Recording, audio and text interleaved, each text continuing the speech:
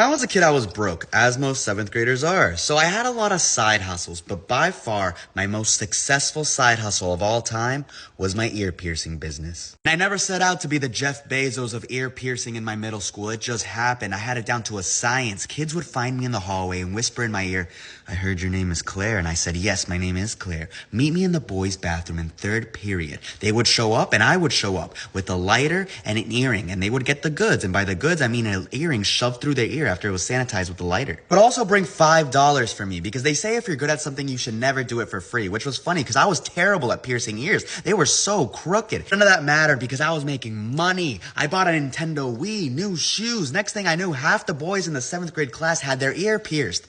Which posed a problem. I was getting too big for my own good because I went to a very conservative school. If you're a parent to baby Chad, your perfect golden child, you send them to school and they come back with their ear pierced, there had to be consequences. Next thing I knew, I was on the run. Parents, faculty, everybody was asking where these kids are getting their ear pierced because they're on their age. They can't go to Claire's to do it. Instead, they were going to Claire themselves. But they didn't know that. I needed a final way to end my operation, get out nice and clean. I did what I had to do. I printed out 100 paper flyers that simply read, "If you want to get your ear pierced for free, meet on the athletic fields the day of the pep rally, during the pep rally." What I was not expecting is my entire 7th grade class skipping the pep rally and going to my ear piercing meetup.